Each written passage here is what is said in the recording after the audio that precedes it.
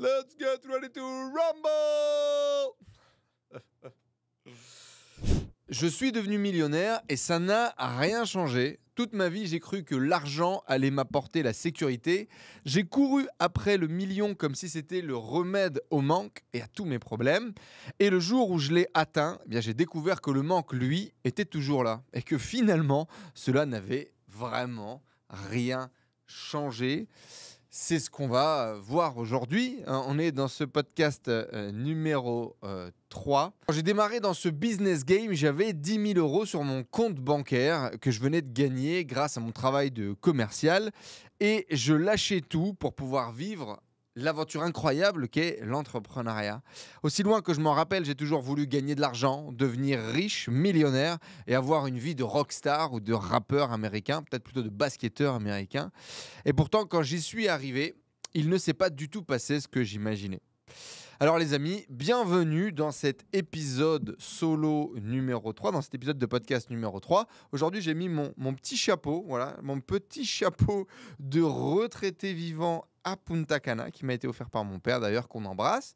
Et je me suis dit que ça allait être mon accoutrement du jour. Ça, c'est quand je suis devenu retraité, que je fais des podcasts et que je vis à Punta Cana. C'est le petit chapeau que je mets. D'ailleurs, on a eu une proposition de Candy de nom à donner au podcast. On en reparlera juste après. Il a proposé à cœur ouvert. Alors, je ne sais pas si on valide le nom, mais en tout cas, l'intention y est. Et merci beaucoup, Candy. Et puis, on en reparlera juste après.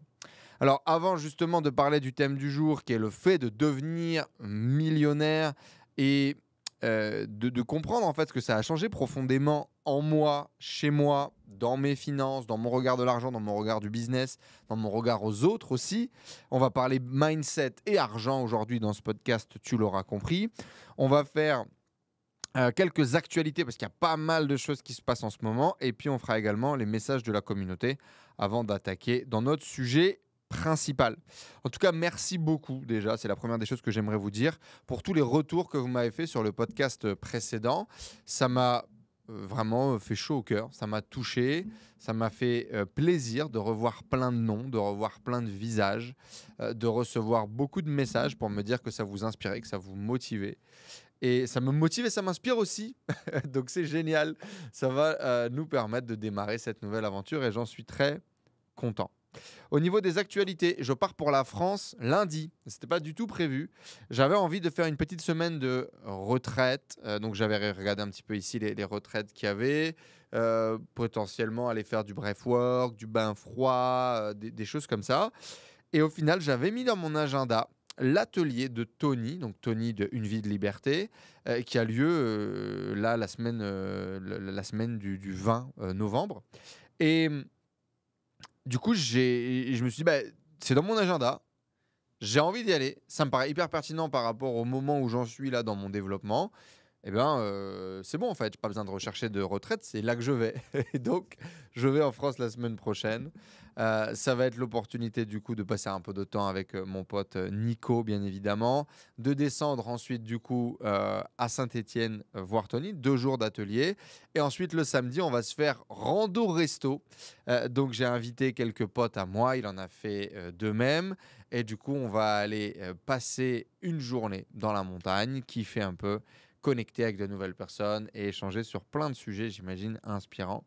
Donc, je vous donnerai un peu mon retour d'expérience sur cet atelier du coup de Tony qui se passe sur 2 jours. C'est focalisé principalement sur le coaching, la PNL, le développement personnel.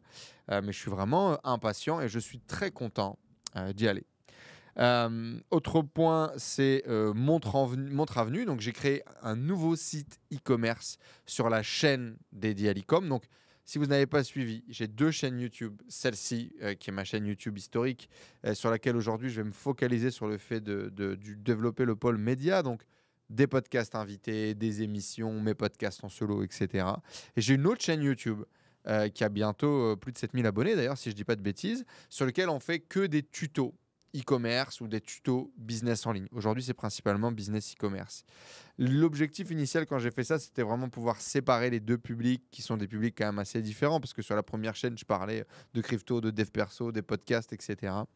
Là, je voulais vraiment pouvoir faire des tutos deep, 40 minutes, 1 heure, 2 heures, sur un sujet très précis en e-com. Et donc, c'est pour ça que j'avais bâti cette chaîne YouTube. Et c'est ce qu'on fait en ce moment. J'ai fait une nouvelle étude de cas complète de A à Z dans lequel je crée un nouveau site e-commerce. Donc, c'était pour mettre à jour toute la formation et montrer toutes les dernières stratégies qu'on utilisait en termes d'update, parce que notre étude de cas datait de 2022 sur Veilleuse, qui a un case study génial, qui a ranké premier sur son mot-clé, qui a un site qu'on a revendu d'ailleurs à notre poteau Étienne. Et donc, je voulais refaire un case study qui était déjà une boutique sur laquelle je voulais me lancer depuis longtemps. Mais on ne l'avait pas fait avec Tristan. Je me suis dit, allez, l'occasion fait le larron. Je vais faire cette étude de cas. Donc, j'ai pris toute l'équipe, Théo pour m'aider à bâtir la boutique, Stéphanie pour intégrer des produits. On a recruté Bastien, qui est un designer web qui nous a fait les maquettes, etc., pour avoir vraiment quelque chose de nickel. On a Romain qui s'est occupé de l'emailing. On a Loris qui a rejoint l'équipe, qui lui s'occupe plutôt de la partie opérationnelle, intégration de produits, travail avec Stéphanie au quotidien. Et cette boutique, en moins d'un mois, elle est rentable. Et ça, c'est juste fou parce que je ne m'attendais pas à avoir des résultats aussi rapides. Alors, bien sûr, on est en plein mois de novembre, donc c'est normal que ça marche mieux que le reste de l'année. Mais voilà, hier, on a fait notre meilleure journée avec 481 € de chiffre d'affaires. Donc, c'est génial. Et donc, je ne sais pas quel est le budget publicitaire dessus, mais ça doit être moins de 150 $ ou un truc comme ça. Donc, super retour sur investissement et super profit. On a des marges sur les produits qui sont très bonnes, vu que c'est des montres de l'horlogerie et beaucoup de valeur perçue. Donc, franchement, c'est top. Et aujourd'hui, on est déjà à 194 €. Donc, ça y est, une nouvelle source de revenus rentable tous les mois. Je ne m'attendais pas à avoir ces résultats-là tout de suite. Et surtout, je ne m'attendais pas à avoir ces résultats-là tout de suite parce que le marché de la montre, c'est hyper compétitif et c'est hyper concurrentiel. Donc là, on a vraiment appliqué le playbook de A à Z. On a fait un site qui est encore plus beau que les autres sites qu'on faisait d'habitude, franchement. Le fait qu'on a travaillé avec Full Stack également pour améliorer le thème graphique, utiliser leur nouveau thème graphique 3.0, ça rend vraiment super bien. Et je suis super content de ce qu'on a fait. Donc, allez le voir, montre-avenue.com. On vous mettra le lien dans la description juste en dessous. Et si vous voulez voir étape par étape comment est-ce qu'on a fait, c'est sur la chaîne YouTube e-commerce. J'ai fait des tutos complets de tout. Vous allez pouvoir retrouver de la recherche de marché jusqu'au lancement des publicités de cette boutique. Donc, c'est dispo. Je vous mets les liens dans la description juste en dessous. On a également la réouverture de la Tribu, donc qui est mon club pour entrepreneurs, mon club, notre club, j'ai envie de vous dire, parce que c'est moi tout seul, il ne se passe rien. C'est surtout parce qu'il y a des gens géniaux que c'est un truc de fou. La Tribu, c'était mon club du coup que j'ai lancé en 2019. Et l'objectif, c'était de bâtir une communauté en ligne pour créer du lien. Voilà, c'était ça le besoin initial.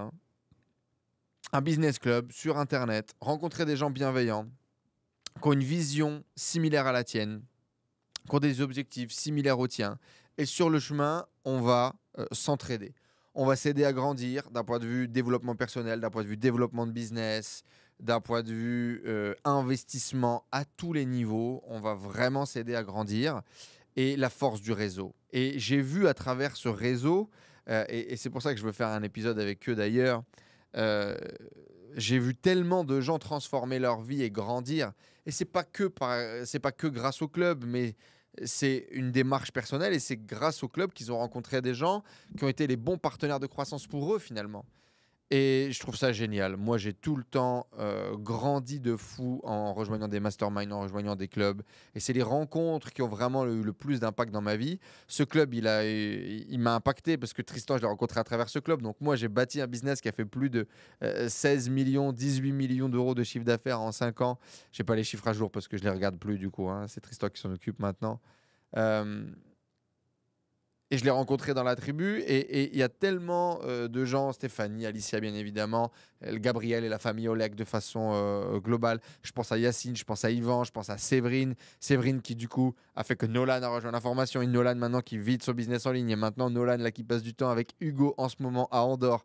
Bref, plein de trucs en fait qui ont eu lieu grâce à la tribu. Je pense bien évidemment à Yvan et Olivier qui ont commencé à bosser ensemble, qui ont fait un super case study, qui ont généré plus de 200 000 euros par mois avec le business d'Olivier et qui a lancé un peu la crédibilité de Yvan sur ce marché en tant que média buyer d'acquisition de trafic. Ça lui a fait une super étude de cas et aujourd'hui, il bosse avec l'archevêque, il bosse avec plein de gens hyper inspirants sur le marché.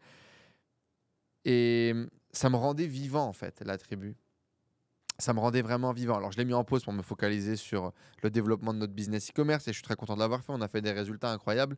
Mais ça y est, c'est l'heure de revenir et c'est l'heure de relancer tout ça. La tribu, c'est pour ceux qui veulent tout, être riches, libres, kiffer leur vie. Je vais vous faire un tarif préférentiel du coup pour tous ceux qui écoutent le podcast et qui font partie de la newsletter et qui veulent rejoindre la tribu. Vous aurez 30% de discount sur les 15 premiers jours de lancement et ensuite ça coûtera 100 euros par mois. J'ai dû mettre un opt-in quelque part là pour être dans la liste. C'est pas prêt, on n'a pas encore le checkout de prêt, mais voilà, inscrivez-vous si ça vous intéresse. Comme ça, je vous enverrai un email avec les infos dès que c'est disponible. Également, du coup, j'ai mis une newsletter en place pour le podcast et qui sera exclusivement réservée au podcast pour séparer en fait les listes de diffusion entre l'e-commerce d'un côté, le podcast de l'autre et les activités de formation, tribu, etc.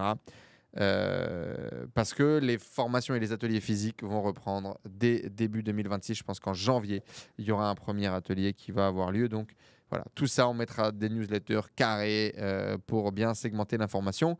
Et que si vous n'êtes pas intéressé par l'e-commerce, c'est bien que vous receviez que des trucs qui vous intéressent sur les interviews, par exemple. Ce sera un email par semaine maximum dans tous les cas.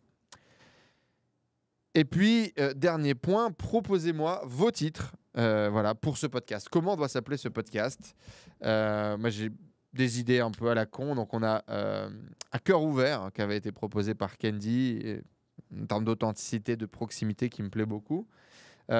Journal de bord, journal du capitaine, le journal de bord du capitaine. C'était un truc un peu comme ça. Ça peut être dans ma tête, DMT. J'adore la connexion avec cette idée de la DMT voilà. J'adore cette idée que ce podcast, ça soit une émission et ça émette des ondes positives pour aider les gens à grandir.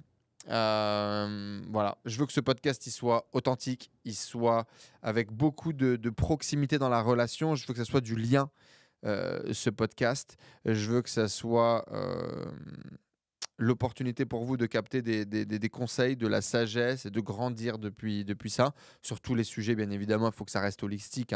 C'est 360, c'est l'argent, c'est le business, c'est le marketing, c'est les relations, c'est l'amour.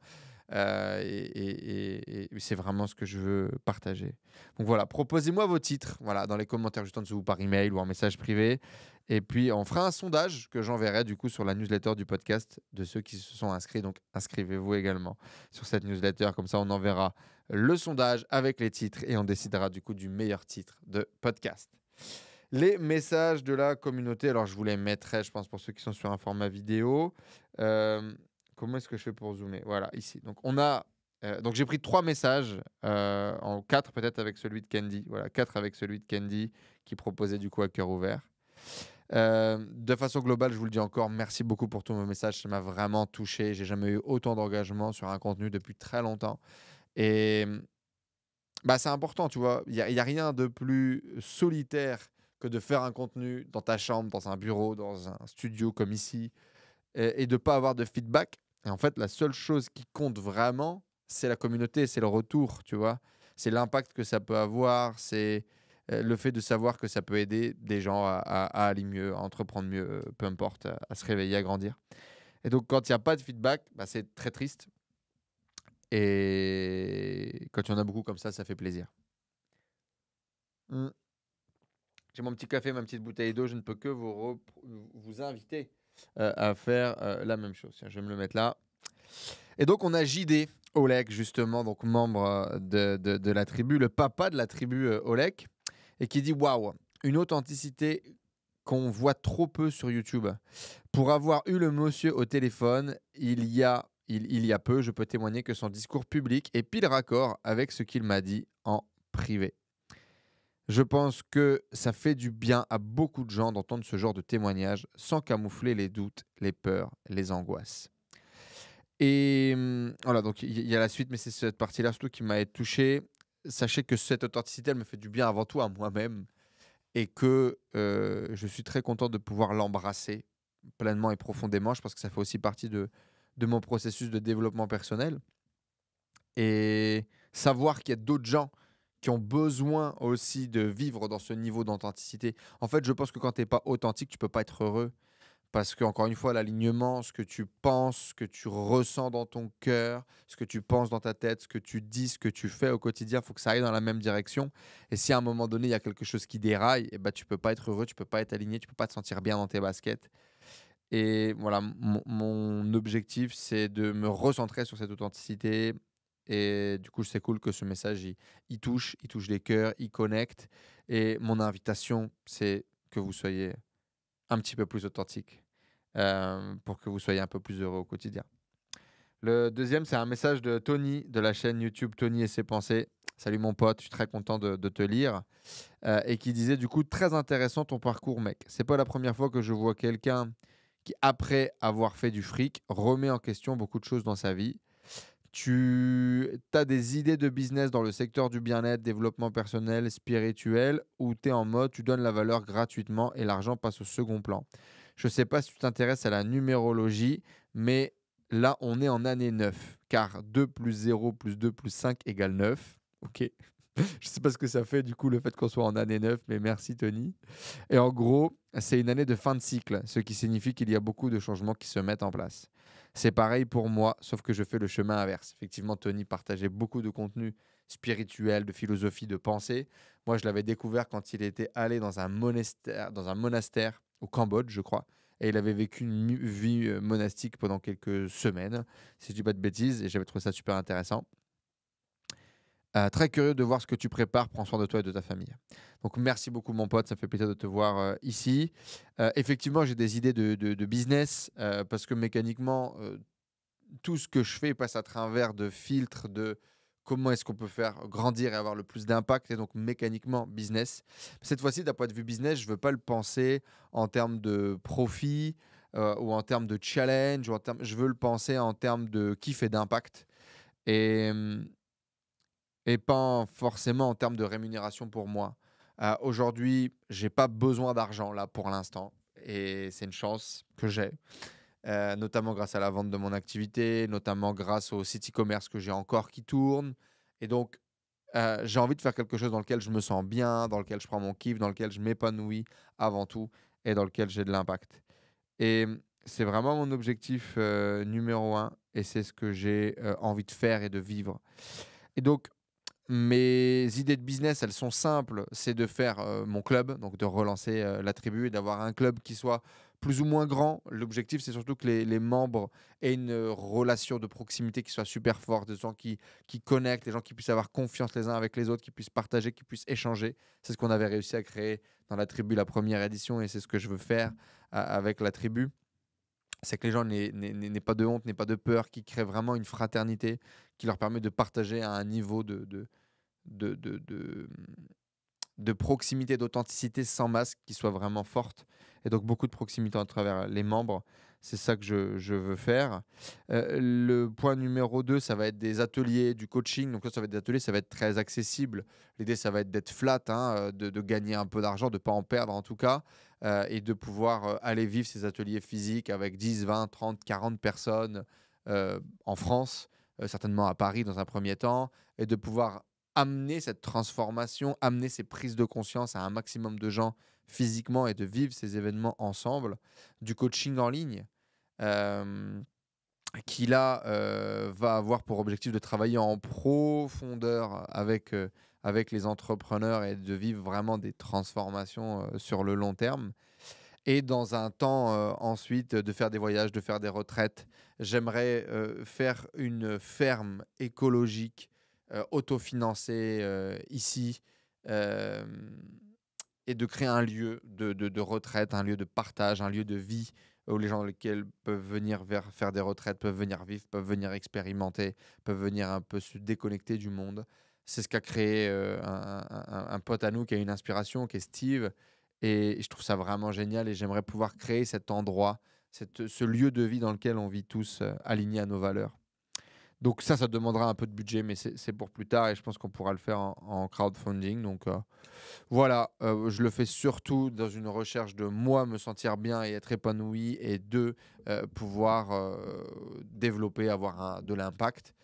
Euh, pour l'instant, c'est ça la vision que j'ai. On a Hamza qui dit toujours au top, Enzo. Je suis dans une phase de stagnation où je suis bloqué, mais je me rends compte après cette vidéo et d'autres témoignages que c'est normal et qu'il faut juste comprendre comment se débloquer. Alors, j'ai pris ce commentaire et je veux rebondir sur son commentaire pour pouvoir partager une petite golden nugget que moi j'ai vécu et que j'ai ressenti. La stagnation, c'est une information. Quand on est bloqué à un palier, soit je sais pas, de niveau de bonheur dans ta vie personnelle, mais également de niveau de revenu dans ta vie professionnelle, quand tu es bloqué sur une émotion, quand tu es bloqué à un état dans ta vie, c'est une information. Et en fait, je pense que moi, pendant longtemps, repoussé, j'ai pas accepté les blocages, j'ai pas accepté là où j'étais, j'ai pas accepté les limitations en voulant casser les plafonds de verre, en voulant passer à travers, etc. Alors que je pense que la bonne posture, c'est vraiment de faire une pause. J'ai créé un protocole qui s'appelle PADA. Pause, analyse, décision, action. En fait, à ce moment-là, il faut faire une pause. Il faut regarder ce blocage, il faut regarder cette stagnation, il faut regarder ce niveau où on en est. Et il faut faire le listing de comment est-ce qu'on se sent, qu'est-ce que je ressens par rapport à cette stagnation, qu'est-ce que je ressens par rapport à ce blocage, qu'est-ce que je ressens par rapport à cet état d'être. Et en fonction de ce que tu ressens, pouvoir tirer un peu des conclusions sur qu'est-ce qui bloque, qu'est-ce qui est racine de ces émotions-là, et comment est-ce que je peux transformer cette perception, transcender cet état d'être pour pouvoir passer au suivant. Tu vois, c'est pas refuser l'état, c'est pas refuser ce qui est, c'est l'accepter pour pouvoir le transcender. Et du coup, cet état-là, ce que tu vis, ce blocage financier, personnel, etc. Dans tous les cas, si c'est un blocage financier ou business, je suis persuadé qu'il est lié à un blocage qui est personnel et qui est intérieur. Et donc, l'idée, c'est vraiment de pouvoir se confronter à ça, lister vraiment ce que tu ressens, ce que tu vis, etc. Et pouvoir ressentir, voir, accepter pour pouvoir transcender. C'est une information, rien de plus. Et pour pouvoir passer au niveau suivant, en général, il faut lâcher prise. Il faut lâcher peut-être une charge émotionnelle, peut-être une charge qu'on porte liée à cet état-là sur lequel on est bloqué. C'est souvent connecté avec des traumas qu'on a pu vivre, des croyances qu'on peut avoir sur nous. Et en fait, on n'est pas on n'est pas fluide avec l'état d'après. On n'est pas prêt encore à aller à l'état d'après, en général, parce qu'on a un travail à finir avec cet état du présent. Je pense vraiment que, tu vois, là où avant, je suis dans la force, en casser le plafond de verre, on va casser ce truc. Aujourd'hui, je suis vraiment plus dans accepter, faire la paix avec ces blocages, avec ce ressenti, avec ce niveau auquel je suis, pour pouvoir transcender et passer au niveau suivant. Et en fait, le faire vraiment avec cette envie, cette énergie positive d'aller à l'étape suivante plutôt que le manque, la lourdeur, la combativité de l'état actuel. Aujourd'hui, c'est vraiment comme ça, moi, que je me dépasse et je passe au niveau suivant. Et pour moi, cette stagnation ou ce blocage, il est lié à ça. Voilà, je ne sais pas si c'était totalement clair, je me suis laissé un peu emballer. Dernier message de la communauté et on part sur notre sujet de l'argent et du mindset. Et c'est du coup le message de Candy Polestin, du coup, qui est quelqu'un que j'ai rencontré dans les cours de salsa quand on était à Valenciennes, qui était un excellent danseur déjà. Si je dis pas de bêtises, Candy a des racines haïtiennes d'ailleurs. Petit flash comme ça, je sais pas pourquoi, mais voilà, ça me fait penser à ça. C'est un excellent danseur. Et il m'inspirait beaucoup, parce qu'il savait faire des choses que je ne savais pas faire. Il avait une confiance en lui que je n'avais pas. Puis c'est marrant parce qu'on s'est retrouvés quelques années plus tard à lancer tous deux des projets infoprenariaux. Lui dans l'immobilier, et puis il accompagne des gens à investir dans les immeubles, si je dis pas de bêtises, parce que c'est dans les immeubles, je crois qu'il a investi. Enfin bref. Et donc, il nous dit merci pour ton partage à cœur ouvert. D'ailleurs, ça pourrait être un nom. Au plaisir de te revoir prochainement. Au plaisir également de te revoir, Candy, et merci pour cette proposition qui m'a donné l'idée du coup de faire ce sondage à la communauté. Donc, à cœur ouvert, on le mettra dans le sondage, les amis. Inscrivez-vous à la newsletter pour pouvoir voter. Mm. Ceci étant dit, on démarre notre sujet principal de je suis devenu millionnaire et ça n'a rien changé. Ça a changé bien évidemment beaucoup de choses, mais ça n'a rien changé également. Le plan que j'ai défini, c'est dans un premier temps de parler des rêves, des fantasmes que peuvent représenter le million. En deuxième point, de devenir millionnaire, c'est pas sexy en fait. Euh, Après, c'est le passage de 999 000 à 1 million. Euh,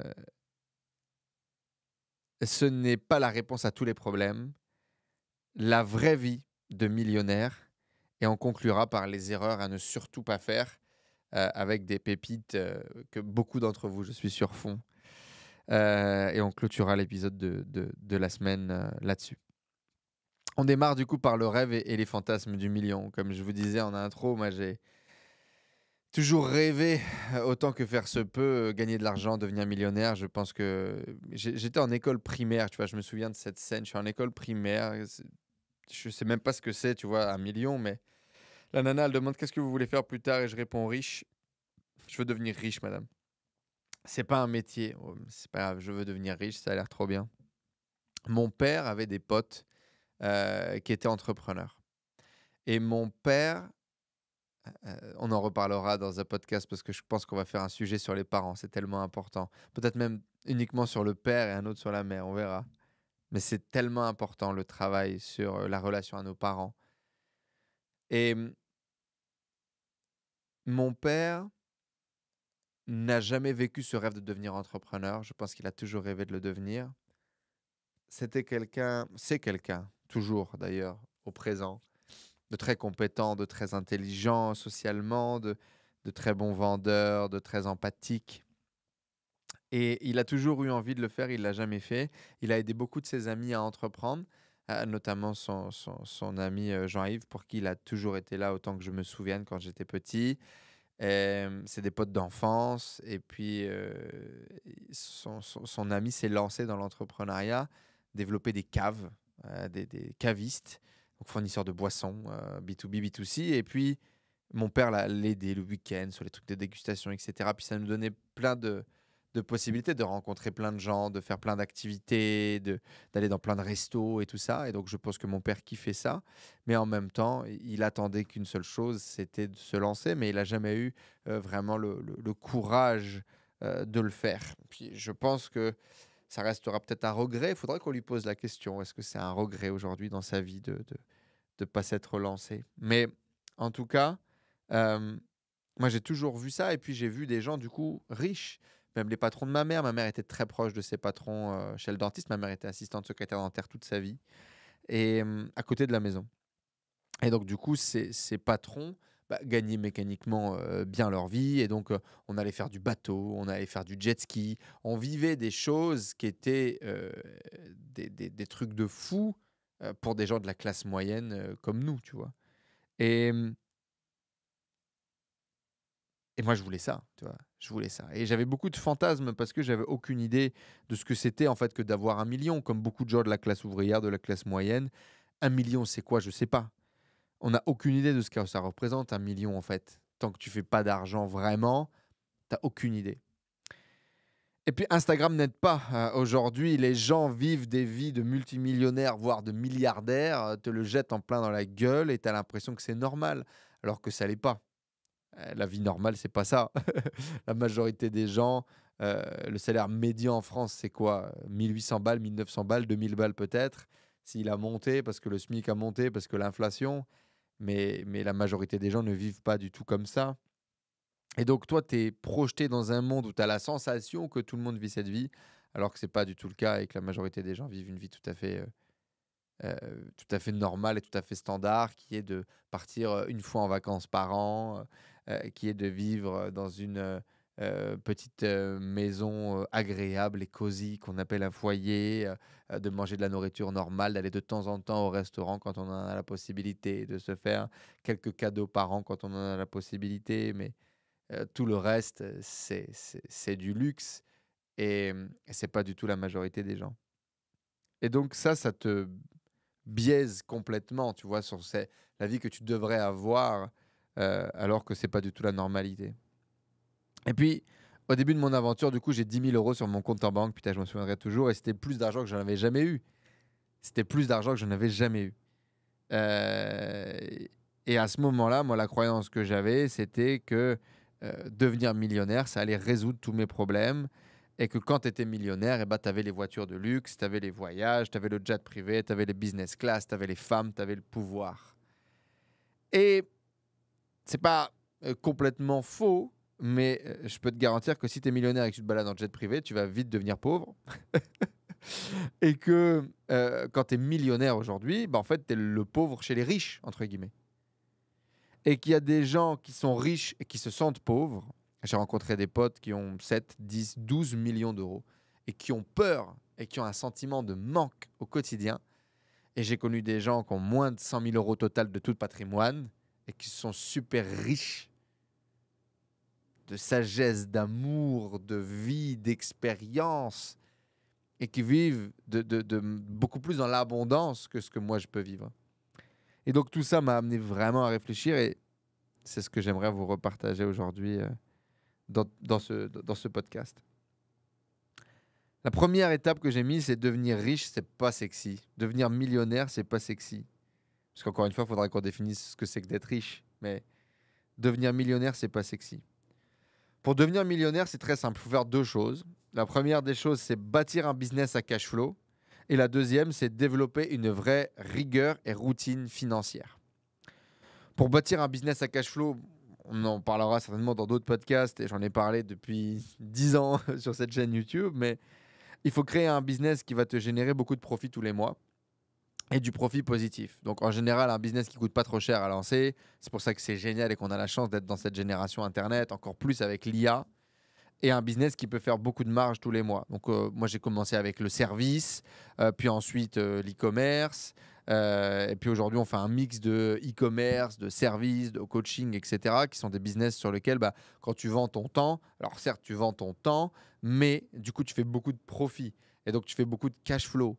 À un moment donné, j'ai fait l'erreur d'avoir énormément de charges mensuelles et donc ça ralentit d'ailleurs ton cash flow et ton profit mensuel. C'est pour ça qu'il faut bien définir ses objectifs. Parce qu'en gros, plus tu vas faire de marge tous les mois, plus rapidement tu vas accéder à ton million. Voilà, c'est aussi simple que ça. Si tu as un business qui fait je sais pas, 20 000 € de profit tous les mois, que pour vivre, tu as besoin de 3 000 € par mois, et donc que tu es capable d'investir 17 000 € tous les mois, je sais pas, en actions par exemple, et ben, à raison de 17 000 € d'investis par mois, et tu fais 1 million, hop, 1 million divisé par 17 000 €, ça fait 58 mois. En 58 mois, tu seras libre. En tout cas, tu auras investi 1 million. Et ensuite, bah, avec l'effet composé, etc., ça fera que grossir. Il y a un autre élément, c'est effectivement tout le monde cherche à arriver au million le plus rapidement possible, ce qui est génial, hein, il faut être ambitieux et il faut y aller. Mais en fait, c'est quoi l'objectif vraiment qu'il y a derrière? Ça, on en reparlera plus tard, parce que mécaniquement, tu n'as pas besoin de gagner 1 million. Tu vas commencer à investir et ensuite, ça te travaillera et tu deviendras mécaniquement millionnaire. Ça, on en parlera juste après. Mais grosso modo, plus vite tu vas faire du cash flow tous les mois, plus vite tu vas investir cet argent, plus vite tu vas accéder à cet état, ce statut ou ce million d'euros investis. Tout le monde peut devenir millionnaire. Ça, c'est vraiment la croyance que j'ai. Juste que ça va te prendre plus ou moins longtemps.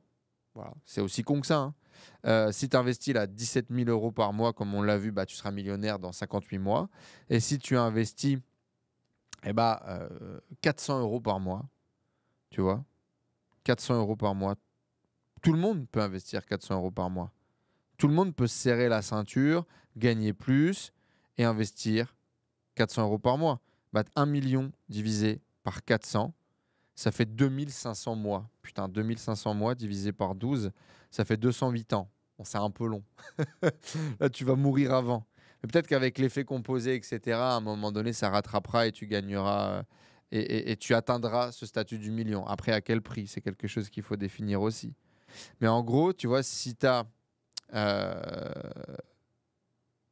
investis tous les mois de manière rigoureuse, au bout d'un moment, tu finiras par avoir 1 million. En fait, la question, c'est plus tu vas gagner de profit, tu vois, c'est énorme. Plus tu vas avoir du profit tous les mois, plus tu vas investir. Donc, tu vois, par exemple, plutôt que 400 par mois, si on investit 800 par mois, bah, 1 million divisé par 800, du coup, c'est 100 ans, j'imagine, c'est ça? 1 million divisé par 800, c'est 1250 mois, et donc divisé par 12, c'est 104 ans. Et en fait, bien évidemment, tu vas devenir millionnaire avant ça. Parce qu'en fait, au bout d'un moment, bah, quand tu auras 100 000 euros par mois, c'est 100 000 euros par mois qui vont te rapporter 7%, 6% par an, vont faire un effet composé. Et la force de l'effet composé est juste fou. Sur les années, c'est énorme. C'est pour ça que je dis que tout le monde peut devenir millionnaire. Parce qu'en fait, tu n'as pas besoin d'avoir autant de capital au départ pour pouvoir y arriver. Juste, tu mets un petit peu de capital au départ. Ensuite, tu fais vraiment cet effort d'épargne tous les mois. Et au bout d'un moment, tu vois l'impact de l'effet composé. Et en fait, au bout de 20 ou 30 ans, les intérêts représentent beaucoup plus que le capital initial. D'accord? Par contre, il ne faut jamais arrêter d'investir et de faire tourner cette roue. Et en fait, au bout de ta vie, au bout de 20 ans, 30 ans, 40 ans, tu es sûr, en fait, d'être millionnaire / multimillionnaire en fonction de combien d'argent tu mets et de l'effort d'épargne que tu fais tous les mois. Et en fait, c'est une règle vraiment hyper importante. Et moi, je me souviens, tu vois, de Yo Viral, dans un podcast qu'on avait fait ensemble, qui me disait, quand ton business ou quand tes revenus montent de 100%, fais monter ton lifestyle uniquement de 10%. Tu vois, c'est cette petite corrélation. Et faites attention parce que même 10%, quand vous gagnez beaucoup d'argent, ça peut paraître énorme en fait. Et c'est trop. Mais une des règles les plus importantes, c'est effectivement maintenir ton lifestyle, surtout au début, à un rythme qui est cool, qui est acceptable, qui est OK de vivre, dans lequel tu n'es pas tu vois, en survie, mais dans lequel tu ne crames pas trop pour pouvoir investir un maximum. Moi, j'étais super content de pouvoir investir 60%, 70% de mes revenus tous les mois à un moment donné. Et tu vois, je faisais cet effort d'épargne. J'envoyais 5, 7, 8, 9 000 euros tous les mois dans les investissements immobiliers, dans le S&P 500, parce que j'ai commencé comme ça en fait. Ça a commencé en étant 500 euros tous les mois dans le S&P 500. Ensuite, mes revenus ont monté et j'en mettais de plus en plus. Et en fait, sur le long terme, c'est vraiment ça qui fait la différence. Et donc, vraiment important de décorréler tes revenus de ton lifestyle et de augmenter et te faire des cadeaux, bien évidemment, mais jamais de 100%. Donc, si tu gagnais 4 000 euros, que maintenant tu gagnes 8 000 euros par mois, n'indexe pas ton train de vie sur ces 8 000 euros et indexe ton train de vie sur 4 500 euros. Comme ça, tu peux tous les mois investir 3 500 euros. OK? C'est pas sexy, mais c'est comme ça qu'on devient un millionnaire le plus rapidement. Et plus vous avez à avoir un business qui va faire de l'oseille, mieux c'est. D'ailleurs, il y a une règle importante, c'est ton business, en fait, au début, il faut réinvestir de l'argent dans ton business pour le faire grossir. Et puis après, il faut faire monter tes revenus. Il faut faire attention de ne pas trop investir dans ton business. En fait, c'est différent de créer un business à cash flow pour pouvoir, toi, en vivre et toi, te sécuriser financièrement et créer un business qui a pour objectif de faire des milliards et de conquérir le monde. Dans l'étape numéro 2, bah, il faut que tu remettes tout et toi, tu te payes quasiment pas et tu te gagneras en valorisation sur le très long terme. Et c'est cool et c'est génial. C'est vraiment, tu as une idée, tu as un projet et ton objectif, c'est de changer le monde. Et l'autre, c'est je veux gagner de l'argent pour pouvoir me sécuriser et être tranquille. Tu vois, c'est vraiment deux objectifs complètement différents. Et moi, je pense qu'à un moment donné, et c'est là où notre vision, elle s'est un petit peu séparée avec Tristan, c'est que pour moi, notre business e-commerce, c'était un business à cash flow qui avait pour objectif, un, de nous sécuriser et de nous faire gagner de l'argent, et deux, pouvoir investir dans d'autres activités. Et en fait, on a trop réinvesti dans la machine et à un moment donné, ça représentait beaucoup trop d'argent. Tu vois, l'année dernière, on a dépensé plus de 1 million en frais, en dépenses, RH, locaux, déplacements. C'est 1 million que je pouvais mettre et qu'on pouvait mettre dans l'immobilier en parallèle et créer des actifs qui auraient changé notre patrimoine personnel, tu vois. Donc, enfin bref, Tu dois être sûr de ce que tu crées comme business et l'objectif du business parce que sinon tu réinvestis pas pareil, pas de la même façon. Ok. Et conseil de Yo Viral important, quand tu augmentes tes revenus de 100%, n'augmente ton lifestyle que de 10%. Et la deuxième chose à faire, du coup, c'est d'avoir une stratégie d'investissement solide et long terme. Donc, tu limites ton lifestyle, surtout au début. Si tu peux investir 50% de ce que tu gagnes, c'est mieux et tu iras de plus en plus vite. Au début, démarre par 10%, démarre par 20% si tes revenus sont petits et fais gonfler tes revenus et fais gonfler cette part d'investissement. Au début, tu commences en mettant 500 balles, 200 balles, 50 balles, peu importe, dans le S&P 500 et de le faire tous les mois. Et tu vas investir dans des trucs qui ne sont pas trop risqués. Ça, c'est super important. Tu prends déjà beaucoup de risques dans ton développement de business.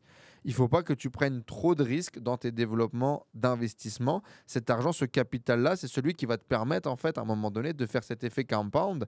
Et donc, si tu perds du capital, 1 € perdu vaut beaucoup plus qu'1 € gagné. C'est les règles de base d'investissement, tu vois. Et donc, il faut que tu arrives à trouver des stratégies qui sont asymétriques en termes de résultats, c'est-à-dire que tu prends moins de risques, tu ne mets pas en risque tes 100 000 pour gagner 100 000. Parce qu'on ne peut pas se permettre de perdre 100 000 quand tu n'as que 100 000, en fait. Donc, il faut vraiment investir sur des trucs qui sont long terme, qui sont stables, qui sont solides et qui sont quand même assez passifs, selon moi. S&P 500, c'est très bien, par exemple. De l'immobilier locatif sur lequel c'est pas un projet immobilier, c'est pas acheter un immeuble, retaper l'immeuble, faire de la location saisonnière. Ça, c'est un business, c'est de l'entrepreneuriat. Tu vois, c'est autre chose. Tu peux décider d'investir ton business là-dessus, ton argent là-dessus, mais c'est autre chose. Moi, je te parle vraiment de stratégie d'investissement long terme qu'on va laisser dormir, qu'on va laisser travailler, qu'on va laisser des compounds. Donc, typiquement, tu es en France, ton PEA, etc. Et en fait, la clé, c'est vraiment d'investir tous les mois. Et en quelques années, tu auras ton million, c'est sûr et certain. La régularité, l'effet composé. Et bien évidemment, plus tu auras un business puissant avec un cash flow puissant, plus ça ira vite. OK ? Il y a vraiment une énorme différence entre savoir gagner de l'argent et réussir à le garder. Ça, c'est hyper important. J'ai gagné beaucoup d'argent qui m'est passé à travers les mains comme quand tu prendrais une poignée de sable dans ta main. Et en fait, développer, parce qu'en fait, pour gagner de l'argent, il faut prendre des risques, il faut être audacieux, il faut être bold, il faut aller vite, il faut exécuter. Et pour garder de l'argent et faire fructifier ton argent, au contraire, il faut être beaucoup plus stratégique, il faut être beaucoup plus posé, il faut prendre son temps, il ne faut pas prendre trop de risques. En tout cas, c'est ma vision des choses. Et donc, devenir millionnaire, c'est bien, mais le rester, c'est encore mieux. Et faire grossir ta fortune, c'est encore mieux. Donc, si tu ne veux pas faire l'étoile filante, tu as intérêt de mettre une vraie routine en place et de faire attention à tes dépenses, même quand tu deviens millionnaire. C'est vraiment les conseils que je retiens, tu vois. Aujourd'hui, je suis devenu millionnaire. C'est pour ça que ça n'a rien changé à ma vie. Parce que si tu te mets à dépenser comme un multimillionnaire, ce que beaucoup de gens font sur Instagram, tu vas vite devenir pauvre. Nous, ce qu'on veut, c'est devenir riche sur le long terme, d'assurer une pérennité, un patrimoine, d'un moment donné avoir la liberté de faire des podcasts pendant 6 mois et de ne pas avoir besoin de gagner de l'argent sans être stressé, de pouvoir faire des projets qui ont du sens pour toi, de prendre ta retraite si tu as envie de prendre ta retraite, de créer des projets pour tes enfants, pour ta famille, de leur donner leur liberté. Et pour faire ça, il faut avoir vraiment de l'argent, du cash, des investissements qui travaillent et pas juste un semblant de liberté. C'est vraiment très différent. Et donc, voilà, c'est pas sexy, mais c'est ce que moi j'ai compris avec toutes mes interviews, avec mes expériences personnelles, avec l'argent que j'ai gagné, l'argent que j'ai perdu, l'argent que j'ai dépensé, parfois bien, parfois mal. C'est pas sexy, mais c'est la formule qui marche et elle marche 100% du temps. Et ça, par contre, moi, ça a été vraiment libérateur. Ça a été libérateur de comprendre que tu peux devenir millionnaire. Moi, j'ai vraiment cru que c'était inaccessible quand j'étais gosse, tu vois. Et aujourd'hui, tu peux devenir millionnaire. C'est pas de la magie. C'est pas un truc de fou. C'est du travail et une rigueur financière. C'est fou, hein? Et moi, ça, franchement, ça a été libérateur quand même. De le voir, de l'entendre, de le comprendre. Pendant un temps, j'ai vraiment cru que c'était réservé aux autres et j'ai arrêté d'avoir la foi. J'ai arrêté d'avoir confiance en moi. J'ai cru que c'était possible, mais possible pour les autres. Et en fait, non. C'est possible et c'est possible pour tout le monde à partir du moment où tu respectes ces conditions. Tu crées un business à cash flow positif, tu génères de la marge tous les mois Et deux, cette marge, tu en investis une grosse partie dans ton patrimoine, dans des actions, dans de l'immobilier, et tu fais travailler cet argent. On en reparlera au niveau des erreurs, au niveau des risques, etc. Le risque, c'est de brûler en fait ton bénéfice et de ne pas le faire travailler. Parce que tu vas, euh, on va dire, céder aux sirènes d'Instagram, du paraître, de bah oui, mais je l'ai quand même bien mérité, de oui, tu l'as bien mérité, oui, t'étais pauvre avant et c'est fou de pouvoir se payer ça, et oui, t'as envie de te payer toi aussi une belle montre, une belle voiture, des beaux week-ends, etc. Mais si tu brûles ton million avant de l'avoir gagné, tu seras jamais riche. Voilà. Quand je dis que ça ne change rien, je parle du passage de 999 000 à 1 million. En fait, devenir millionnaire, tu vois, c'est comme si c'était un statut. Moi, j'ai cru que c'était un statut, tu vois, comme dans les jeux vidéo, il y avait un haut fait qui était débloqué et au-dessus de ta tête, c'était écrit millionnaire. Bah non, en fait, ça marche pas comme ça. Parce qu'en plus, bah, l'argent, tu vois, ça peut fluctuer aussi. Tes investissements, ils peuvent fluctuer. Si demain, le marché de la crypto, le marché financier ou l'immobilier ici à Punta Cana se pète la gueule, bah, je serai plus millionnaire. Est-ce que je serais moins heureux? Bah, je sais pas, je crois pas. Ça ferait chier hein, de perdre de l'argent. Parce qu'en fait, oui, l'argent, tu peux le gagner, mais tu peux le perdre aussi. Tu peux le perdre. Hmm. C'est important de l'intégrer très tôt dans le process. C'est que ça fait que des va-et-vient et ça bouge. Et donc, ce moment en fait où tu es à 900 et quelques mille et 1 million, ça change rien. En fait, c'est juste, et c'est une habitude que je vous invite à prendre, c'est suivre votre patrimoine. Donc, vous allez faire votre compta tous les mois, entreprise, vous allez vous verser vos revenus, vous allez faire votre compta en perso tous les mois, et puis vous allez tenir également un petit fichier de patrimoine. Alors, vous pouvez utiliser Finari, par exemple, qui est un super outil que j'utilise toujours en gratuit. J'ai jamais pris le premium. Je ne sais même pas ce que ça ferait en termes de différence quand tu prends le premium, mais j'utilise du coup cet outil qui est top, hein, franchement, l'équipe, la chaîne YouTube qu'ils ont développée. Il m'inspire beaucoup, ce mec dont j'ai plus le nom d'ailleurs, le fondateur de Finari. Et du coup, l'outil te permet d'avoir un état de ton patrimoine. Tu peux mettre ton immobilier, tes crédits, tu peux mettre tes actions avec des connexions par API, par exemple, tout seul avec Internet, avec Interactive Broker, pardon, et donc du coup, ça permet de suivre ton état financier sans que tu aies vraiment à faire quoi que ce soit. Avant, je le faisais avec un fichier Excel et puis tu mettais un peu à jour et tous tes trucs, mais c'est vrai que c'est chiant. Et là, Finari, le fait que ça le fasse en accès API, bon, c'est vraiment génial. Et donc, tu peux suivre ton patrimoine tous les mois, tous les trimestres, tous les 6 mois.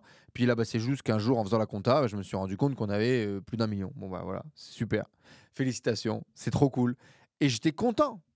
Tu vois, je suis content d'avoir réussi à créer cette indépendance financière, cette liberté financière euh, se cache. Parce qu'en fait, c'est pas la liberté financière, c'est se cache. Tu as créé du patrimoine, tu as créé du cash. Par contre, tu vois, le plus important, c'est pas cette étape de 900 à 1 million, c'est vraiment les 100 premiers 1000. Parce que si sur les 100 premiers 1000, tu as été capable de créer un business à cash flow qui fait du profit tous les mois, deux, créer les routines financières qui te permettent de mettre de l'argent de côté et de l'investir tous les mois, alors bah, tu as juste qu'à continuer à répliquer ce que tu as déjà fait. En fait, la seule chose qui peut fluctuer, c'est combien ton business va cracher en cash flow tous les mois et donc combien tu vas faire en investissement. Mais en fait, que tu le fasses, que tu gagnes 3 000, 2 000 ou 10 000, eh ben, c'est ce qu'il faut faire. Et quand tu as mis en place ces routines et ces habitudes, mécaniquement, tu vas réussir à atteindre en fait tes objectifs financiers, quels qu'ils soient. Si c'est d'avoir 5 millions, 10 millions, 100 millions, après, il faudra juste créer des business qui sont de plus en plus gros et qui te fassent de plus en plus de cash flow. Mais sinon, tu as les bonnes habitudes, tu as le bon mindset et tu as compris ce qu'il fallait comprendre. En tout cas, je pense. L'entrepreneur et l'investisseur que tu es devenu sur le chemin, c'est vraiment ça qui est le plus important. C'est très Paulo Coelho, l'alchimiste, tu vois, mais c'est vraiment ça qui compte pour moi. Tu as été capable de devenir un entrepreneur qui est capable de comprendre l'offre, la demande, de tirer ton épingle du jeu, de créer un produit, de le vendre, de faire du profit tous les mois. Tu as été capable de développer ça suffisamment sur le long terme pour pouvoir investir, développer tes stratégies d'investissement. Bah, en fait, il faut continuer à faire ça. Et en fait, cet entrepreneur que tu es devenu, bah, ça a beaucoup plus de valeur en fait que d'avoir 1 million. Tu es devenu un entrepreneur qui est capable de créer des produits, des services et de faire de la marge tous les mois et d'être intelligent et suffisamment smart pour pouvoir le faire encore et encore. Et pareil, tu es devenu un investisseur, tu es devenu suffisamment intelligent financièrement pour savoir quoi faire avec cet extra profit que tu génères tous les mois. J'aime cette idée qui dit que si tu ne sais pas ce que tu vas faire de ton argent, Dieu ne va pas te donner plus d'argent. Et en fait, à partir du moment où tu as pas de plan, où tu as pas de stratégie financière, bah, tu vas pas chercher plus d'argent parce que tu ne saurais même pas ce que tu vas faire avec cet argent. Donc potentiellement, le fait d'avoir plus d'argent, ça te stresse. Et donc c'est pour ça que tu le gagnes pas et que tu le génères pas. Alors c'est des croyances, bien évidemment, hein, qui étaient enfouies, que moi, que j'avais. À un moment donné, j'avais peur que gagner plus d'argent, ça allait me séparer de mes valeurs importantes pour moi. À un moment donné, j'ai cru que si je gagnais plus d'argent, ça allait me séparer des gens que j'aimais et ça allait, faire qu'eux n'allaient plus m'aimer et que je n'allais plus, finalement appartenir au même groupe d'amis, au même groupe de personnes et cetera. Il y a beaucoup de choses qui se jouent par rapport à l'argent, à la croyance à l'argent, surtout si tu as grandi dans des familles ouvrières, dans les familles de classe moyenne, des gens qui potentiellement ont détesté l'argent, pour qui l'argent a été conflit pendant des années. Et donc, il y a beaucoup de travail à faire en développement personnel, tu vois, pour pouvoir s'autoriser vraiment à gagner beaucoup d'argent et ensuite à le garder. Parce que moi, je me suis rendu compte pendant très longtemps que j'ai gagné beaucoup d'argent et que je flambais tout comme si l'argent, je ne l'avais pas mérité, tu vois. Je peux vous garantir aujourd'hui, avec beaucoup plus de recul, que l'argent n'a pas de mérite. L'argent n'a pas On s'en bat les couilles, hein. L'argent, vraiment, c'est une énergie qui circule. Tu as des gens qui font du mal, qui gagnent beaucoup d'argent. Tu as des gens qui font du bien, qui n'en gagnent pas. Et c'est vraiment l'offre, la demande et comprendre ces mécanismes de l'argent. Et en fait, quand tu vas comprendre ces mécanismes de l'argent, tu vas te libérer de beaucoup de poids et l'argent va commencer à arriver dans ta vie. Vraiment, vraiment, vraiment. Et on peut gagner beaucoup plus d'argent que ce que tu peux imaginer. Avec Julien de Oseille TV, du coup, il m'avait vraiment mis une énorme claque avec cette règle des 7,27%, je crois, qui fait que tous les 10 ans, si tu investis de l'argent à 7,27%, cet argent double. Donc, si tu as 1 million que tu investis à 7,27% sur 10 ans, bah, 10 ans plus tard, tu as 2 millions. Et donc, si tu as 10 millions, bah, 10 ans plus tard, tu as 20 millions. Et en fait, ce truc de x2, tu te rends compte qu'en fait, sur une vie, moi je m'étais dit, ouais, sur une vie, si je suis capable d'avoir 10 millions, tu vois, c'est énorme. Et j'aurais l'impression d'avoir financièrement réussi ma vie, tu vois, parce que 10 millions de dollars, c'est énorme. Et puis en fait, quand tu comprends ce truc-là, tu te dis, bah, si j'investis 1 million maintenant que j'ai 30 ans, bah, quand j'en aurai 60 ans, ce million ce sera transformé en 2 millions au bout de 10 ans. Ensuite, 2 millions à 4 millions au bout de 10 ans. Ensuite, 8 millions en 16 millions au bout de 30 ans, du coup. Si tu investis 10 ans, machin. Donc, en fait, tu te dis, mais en fait, je peux avoir beaucoup plus d'argent au long de ma vie. Et puis après, tu te dis, ouais, mais à quoi ça sert? Est-ce que j'ai vraiment besoin d'avoir tous ces millions? Est-ce que ça va pas être, parce que beaucoup de gens, moi y compris, je voulais créer un patrimoine, je voulais créer un empire pour ma famille, pour mes enfants, etc. Je suis pas sûr aujourd'hui que ce soit le meilleur cadeau qu'on puisse leur donner pour démarrer dans la vie. Il faut de l'argent pour pouvoir avoir un certain niveau de liberté, mais est-ce que tu as envie d'avoir 20 millions ou 30 millions? Je vais faire des enfants qui n'auront jamais besoin de travailler et ça me fait peur aussi, tu vois, de leur donner ça. Il faut surtout, je pense, leur éduquer et leur donner des valeurs solides et fortes, et peu importe le niveau d'argent en fait dans lequel ils grandissent. Donc, tu vois, j'ai vachement philosophé sur ces trucs d'argent et tout, mais en tout cas, ce qui est sûr, c'est qu'on peut avoir beaucoup plus d'argent que ce qu'on peut imaginer. Ça, c'est vraiment une claque que j'ai prise. Et que il n'y a pas de limite, en fait. Il n'y a vraiment pas de limite. Et que l'argent, c'est vraiment qu'une question d'offre et de demande, de positionnement, et ensuite de stratégie, d'investissement, et de comprendre ces rouages de l'argent et de jouer avec. Et du coup, la question qui me vient pour toi, c'est quel est ton objectif financier? Combien est-ce que tu veux d'argent et en combien de temps? Et d'ici combien de temps? J'adore ce mouvement qui s'appelle FIRE aux États-Unis, que je vous invite à découvrir et à vous renseigner. Euh, Il y a une TV show, un show télé documentaire sur Netflix qui est vraiment très cool, avec un influenceur. Alors, je cherche, est-ce que le bouquin, il est là? Ramit Sethi, le bouquin, il n'est pas là. J'ai lu les bouquins de Ramit Sethi. Je vous invite à lire les bouquins de Ramit Sethi. Et lui, en gros, c'est pareil, c'est ça. Hein, c'est gagne beaucoup d'argent avec un business A, investis, choisis d'abord ce sur quoi c'est important pour toi de dépenser de l'argent. Il appelle ça un conscious plan, spending plan, bon, je sais plus, mais conscient. Qu'est-ce qui est vraiment important pour toi, tu vois? Plutôt que d'essayer de faire des économies sur tout et rien et n'importe quoi, fais des économies sur ce qui est vraiment pas important pour toi. Et par contre, fais-toi kiffer dans tous les domaines qui sont importants pour toi. Et moi, j'adore ça. J'adore vraiment cette idée, ce concept. Et investis le reste, investis-le en S&P 500, fais-le travailler et that's it, tu vois. Le moins de temps prise de tête pour pouvoir profiter de ta vie et kiffer ta vie et gagner un maximum de liberté. C'est Ramit Sethi, le Netflix, il est super intéressant, on voit différentes familles et on voit différentes analyses et on voit différentes stratégies. Et c'est vraiment très très cool. Et du coup, il y a tout ce mouvement aux États-Unis de FIRE qui est de prendre sa retraite le plus tôt possible.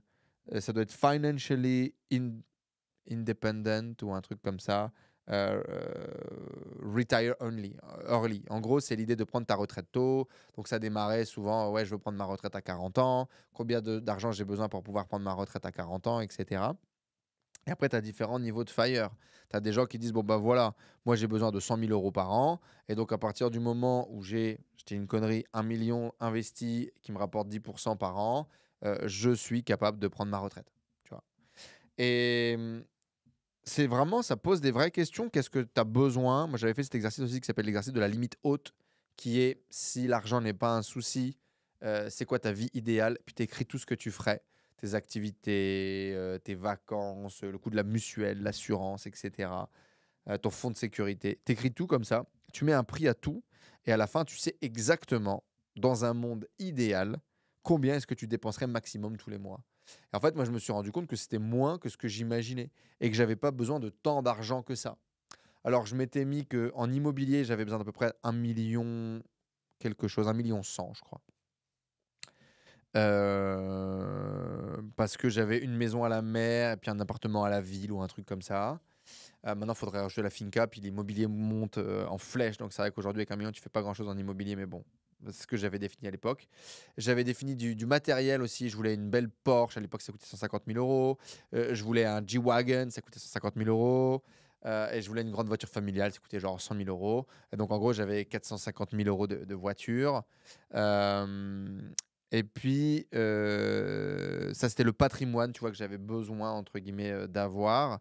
Et puis ensuite, derrière, pour avoir la vie de rêve avec des voyages, des vacances, c'était genre une semaine de vacances tous les mois dans lequel on voyage, dans lequel on visite, dans lequel on fait des cadeaux, les cadeaux de Noël annuels, les trucs, les machins, tout, tu mets tout dedans. Les cours que tu prends avec des profs et tout ça, tu mets tout dedans, les restos que tu fais, etc. Et à l'année, j'avais besoin genre de 200 000 euros, tu vois. Et quand je fais cet exercice-là, je gagne déjà 200 000 euros par an et je me dis, bah, j'ai déjà ce que je veux en fait. Tu vois. Je suis déjà au niveau de ce que je veux. Et donc la question après, c'est, OK, comment est-ce que je fais pour créer des investissements qui vont m'apporter ce niveau de revenu pour que je puisse même ne plus travailler du tout si j'en ai envie. Tu vois. Moi, c'est pas quelque chose que j'ai envie, mais en tout cas, ça te permet vraiment de définir quel est le niveau de fortune dont tu as besoin que tu veux. Et donc un exemple très simple, 3 millions par an à 5%. Donc 3 millions plutôt de patrimoine que tu as investi à 5% par an, ça fait 150 000 euros par an. Donc c'est pre-tax, donc après il faudra enlever les taxes, les trucs, les machins, il faudrait calculer tout ça, mais ça se calcule. Et du coup, la vraie question, c'est toi, de combien tu as besoin. Voilà. Et en fonction de toi, de combien tu as besoin, bah, définis vraiment, est-ce que tu en as vraiment besoin, pourquoi, comment, etc. Pas juste quelque chose d'émotionnel, mais quelque chose de réel. Et ensuite, bah, travaille pour acquérir ce patrimoine et ensuite mets-le à travailler. Puis là, tu auras la liberté de choisir. Est-ce que je veux continuer? Est-ce que je veux faire autre chose? Est-ce que je veux travailler différemment? Parce que tu auras la liberté de pouvoir le faire. C'est ça que je trouve vraiment cool en fait. C'est vraiment réfléchir à pourquoi est-ce qu'on bosse. Parce que moi, avant ça, c'était genre impossible d'imaginer que je ne travaillerais pas. Genre, mais le monde dans lequel j'ai grandi, tu vois, le travail, c'est tellement important. Et si je travaillerais pas, je ferais quoi, tu vois? Mais à partir du moment où tu réfléchis que quand tu travailles pour de l'argent et que là, bah, tu plus besoin d'argent parce que tu as réfléchi vraiment à ce que tu avais besoin en termes d'argent et tu l'as, OK, je fais quoi de ma vie, du coup? Et je trouve que c'est des bonnes questions. En fait, il y a un monde, je pense, où on peut faire quelque chose qui nous fait kiffer dans la vie, dans lequel on gagne un peu d'argent avec ça. Sur le côté, on a une sécurité, un patrimoine financier qui travaille des actifs, qui nous rapporte du revenu en plus, sur lequel, du coup, on n'est pas obligé de bosser pour. Et donc, on a vraiment là une vraie liberté, pour le coup. Parce que quand tu bosses comme un âne, comme c'était le cas, tu vois, comme je faisais avant, en fait, certes, tu as du patrimoine, mais tu pas libre, en fait. Tu pas du tout libre financièrement. Parce que tu continues à bosser et si tu arrêtes de bosser, tu peux plus payer tout ce que tu as construit autour. Et si vraiment, ce qui est important pour toi, c'est la liberté, alors réfléchis vraiment en termes de liberté et pas en termes de patrimoine. Bref. Voilà les questions que j'ai pour vous, du coup, et je vous invite vraiment à faire cet exercice. Donc, combien est-ce que d'argent tu as besoin? Combien est-ce que tu as besoin tous les mois? Combien est-ce que tu as besoin tous les ans?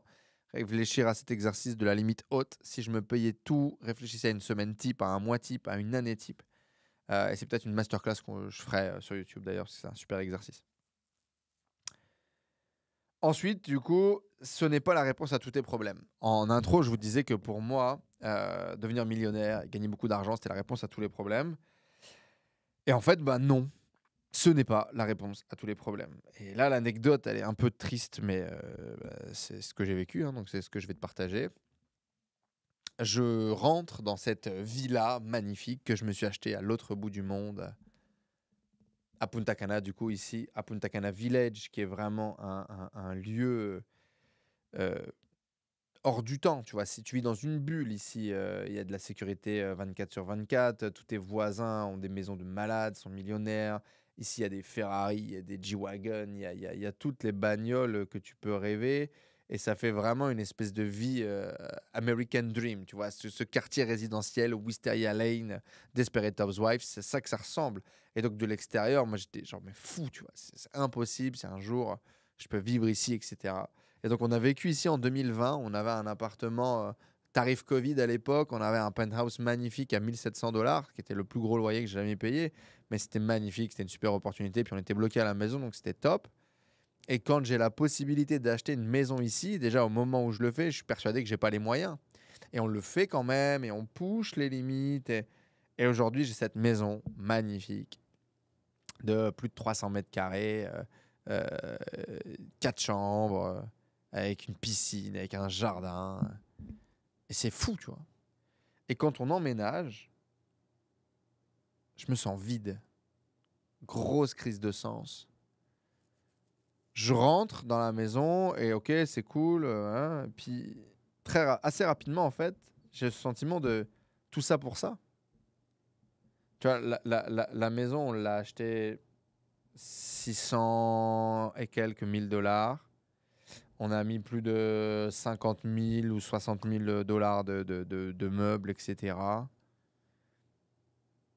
Et, et la maison, d'ailleurs, elle est quasiment vide à ce moment-là. On a très peu de meubles. On a très peu de choses parce que bah, on vivait dans un appartement et là, tu as une maison de 300 mètres carrés. Et j'avais pas envie d'acheter des trucs de merde. Donc, on a acheté peu de trucs, mais on les a achetés bien. Et tu as toujours plus de frais que ce que tu imagines quand tu emménages dans une baraque. Mais du coup, la maison, elle est un peu vide. Je suis là, je me souviens, je mets mon tapis de yoga dans la salle à manger. Et je me dis, waouh, tout ça pour ça. C'est toute une vie de travail, tu vois. C'est toute une vie de sacrifice, cet argent. Mes parents, ils ont travaillé toute leur vie et ils peuvent pas se payer ça, tu vois. À deux. Et moi, en à peine 10 ans de travail, parce que j'ai commencé à travailler, j'avais quoi? Ouais, 20 ans, tu vois. 21 ans, 22 ans, je sais même pas. On s'achète cette maison. Et ouais, j'ai un truc où je me dis, waouh, mais c'est le prix à payer quand même de tous ces sacrifices, etc. C'est dur. Pour juste des murs, une baraque à moitié vide. Et en plus, on a eu plein de problèmes quand on a emménagé dans la maison. Comme dans toutes les maisons neuves, il y a des trucs qui marchent pas, il y a des trucs à droite, il y a des trucs à gauche. Et c'est beaucoup de stress. C'est énormément de stress, en fait, quand tu achètes ta propre maison. De l'achat, parce que c'est beaucoup d'argent, etc. Mais aussi quand tu emménages, et puis les petits trucs qui marchent pas, les petites finitions, les trucs. Et en fait, j'étais là en mode, ouah, est-ce que vraiment ça valait la peine? Est-ce que vraiment ça valait le coup? Et puis, il y a un petit sentiment au début vraiment d'amertume et qui m'avait déjà arrivé, tu vois, quand tu as des objectifs qui sont hyper élevés, puis que tu atteins ces objectifs élevés, bah après, il y a un peu, boum, le creux de la vague. Et là, je vis le creux de la vague avec cette maison. Ça a duré vraiment genre 2 semaines mini. Avant vraiment de me connecter à la gratitude, de me connecter à la chance que j'ai, de voir mon fils faire du vélo à l'extérieur sur la terrasse, souriant, jouant, de voir mon fils aller dans la piscine et de se dire waouh, putain, on a créé ce lieu de vie génial, tu vois. Avant de vivre ça, waouh, j'ai vraiment vécu un truc où on est dans le down et ça crée d'autres problèmes en fait. C'est fou. Et comme quoi l'argent ne répond pas à tous les problèmes. Et puis il y a aussi ce truc de, moi j'avais la sensation, tu vois, que quand tu as un certain niveau d'argent, tu n'es plus censé avoir les mêmes niveaux de problèmes. Et là, tu vois, par exemple, on achète cette maison, donc la maison, on l'a bien achetée aujourd'hui, elle vaut genre 700 000 et quelques dollars, peut-être 720, 730, un truc comme ça. Et tu vois, tu as une baraque à 730 000 dollars et j'ai des fucking fissures dans le toit ou je sais pas quoi, et j'ai des infiltrations d'eau. Et dans ma salle de bain, mec, c'est une piscine et j'ai le plafond qui fait des énormes bulles comme ça. Et je trouve ça mais frustrant de malade que ces architectes, entreprises du BTP, etc., aient un niveau de professionnalisme éclaté avec un tarif aussi élevé. Et en fait, bah, c'est partout comme ça. Et c'est frustrant parce que je m'étais dit, putain, j'ai galéré toute ma vie et le jour où je vais avoir de l'argent, bah, tu vois, je vais être pris au sérieux, on aura des meilleurs trucs et de meilleure qualité, etc. Bah là, en fait, tu as des problèmes aussi. Et j'ai une autre expérience qui s'est passée il y a peu. J'ai mon pote qui vient d'acheter une 911. Porsche de rêve, il en a rêvé pendant des années. Il met 150 000 balles dans sa bagnole. Magnifique voiture, il est livré, il commence à rouler, etc. avec, il kiffe. C'est le rêve. Quelques jours plus tard, démarre la voiture, il accélère et il voit qu'il n'a pas de jus. Et en fait, visiblement, il y a un problème avec l'injecteur et il faut faire nettoyer l'injecteur. Et visiblement, quand tu fais nettoyer ton injecteur chez Porsche, bah, tu ne fais pas nettoyer un injecteur, il te nettoie les 6. Et le garage qui lui a vendu la bagnole, qui est une bagnole, je sais pas, qui a 3 ans peut-être, ou un truc comme ça, 4 ans grand max, il n'a pas acheté neuf, mais elle a très peu de kilomètres, c'est un très bon truc. Quand tu l'achètes, de toute façon, ça passe au garage, etc. Il y a des vérifications et tout. Mais le garage, il lui dit, bah, tu sais quoi, on a fait le check, on a fait tous les checks, etc. Quand tu as acheté la voiture, il n'y avait pas le problème, quoi, en gros. Mais bon, tu peux pas avoir encrassé et niqué l'injecteur en 2 semaines, tu vois, non plus. Donc, c'est la responsabilité du garage, tu vois. Même si le garage, finalement, n'est pas vraiment responsable non plus. Mais je viens de l'acheter 150 000 balles. Respecte-moi, frère, parce qu'il y en a pour 10 000 balles par injecteur, visiblement, pour le nettoyage. Et tu vois, la frustration, quoi. T'as acheté ta voiture de rêve et tout, tu t'attends à vivre une expérience de fou, c'est le rêve. En fait, c'est pas du tout le rêve, mon frère. La bagnole, elle arrive, t'as des problèmes. Parce qu'en fait, y a toujours des problèmes. Et c'est ça, en fait. Si tu veux pas avoir de problème, et j'en ai parlé aussi avec mon pote Geoffrey, qui me disait tu veux pas avoir de problème de piscine, n'aie pas de piscine. Tu veux pas avoir de problème de nourrice, n'aie pas de nourrice. Et donc, bah, maintenant, tu as des problèmes. Tu n'as plus de problème d'argent, de comment est-ce que tu vas payer ton loyer, comment est-ce que tu vas payer les courses, mais tu as des problèmes de riches. Il faut gérer le jardinier, il faut gérer ta femme et ses envies, il faut gérer la piscine, il faut gérer ton argent. Parce que maintenant que tu as de l'argent, bah, tu as certainement la peur de le perdre, et donc il faut aussi le gérer intelligemment. En fait, ça aussi, ça fait chier. Et c'est différent, mais c'est aussi la réalité d'avoir de l'argent et d'être devenu millionnaire. Et puis un des points qui est fondamental d'un point de vue mindset, c'est, tu vois, j'ai vendu mon business, donc j'ai pas touché, malheureusement d'ailleurs, ma part tout de suite, mes 500 000 balles cash. Bien dommage d'ailleurs, mais malheureusement, il n'y avait pas la liquidité pour pouvoir me payer. Donc, on a fait ce qu'on appelle un crédit vendeur. Donc, je vais être payé, tu vois, tous les mois comme ça. Bah, quand j'ai vendu mon business, officiellement, du coup, je me suis retrouvé sans travail, chômeur. Et donc, bah, j'ai plus ce revenu mensuel que je me versais avec mon business. Et donc, le temps que je relance une autre activité qui va me rémunérer, bah, je me retrouve sans rémunération. D'accord ? Chose que je n'avais pas eue depuis 4 ans. Parce que la première année, on ne s'était pas payé. Et donc, quand tu es habitué à te verser un salaire tous les mois, et que du jour au lendemain, tu n'as plus de salaire tous les mois, et bah, tu vois, j'ai jamais eu autant d'argent de toute ma vie. Potentiellement, je viens de faire le plus gros deal de toute ma vie où je viens de vendre mon activité et je dois récupérer 500 000 euros. Mais, sensation de manque. Parce que, putain, comment est-ce que je vais faire pour payer les factures tous les mois? Comment est-ce que je vais faire pour payer les traites tous les mois? Parce que je ne vais plus avoir ce revenu mensuel tous les mois. Alors que j'ai du cash, j'ai de l'argent, j'ai des investissements. Mais je ne vais pas avoir ce revenu mensuel tous les mois. Et donc, première chose que j'ai ressentie, c'est la sensation de manque et me dire oh, vite, vite, vite, il faut que je recrée quelque chose pour pouvoir payer les factures tous les mois sans taper dans notre capital, tu vois. Et pourtant, j'ai jamais eu autant d'argent et pourtant, je ressens le sentiment de manque.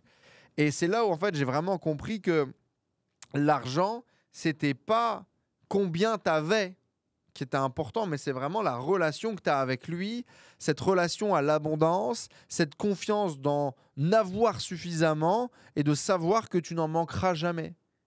Et ça, bah, c'est du dev perso, c'est un travail qui est intérieur, c'est un travail sur soi, peu importe le montant que tu as aujourd'hui.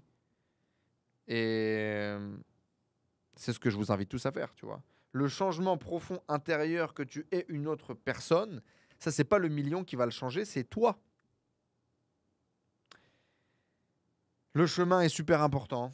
Voilà. Profites-en parce que le checkpoint du million, il signifie pas grand-chose.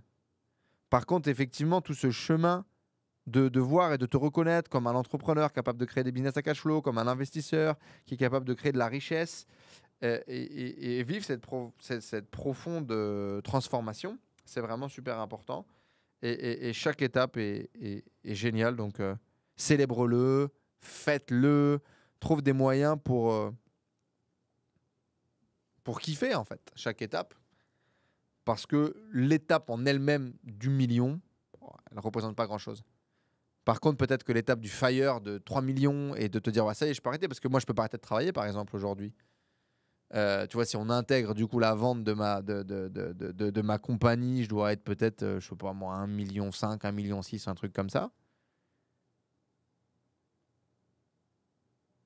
Bah, ok. Et donc, le monde ne s'arrête pas. Encore une fois, rien n'a changé, entre guillemets. Je suis beaucoup plus confortable, j'ai de l'argent de côté. Mais si je m'arrête de travailler, je vais consommer mon capital. Et du coup, il faut continuer à bosser, il faut continuer à créer des choses. Alors, la chance que j'ai, c'est que je n'ai plus le même stress. Ça peut être une chance et ça peut être d'ailleurs... C'est une chance. Mais beaucoup de gens le voient, bah ouais, mais j'ai plus de stress, du coup j'ai plus besoin. Donc en fait, il faut retrouver du sens, il faut retrouver une raison de te lever le matin et de créer des projets.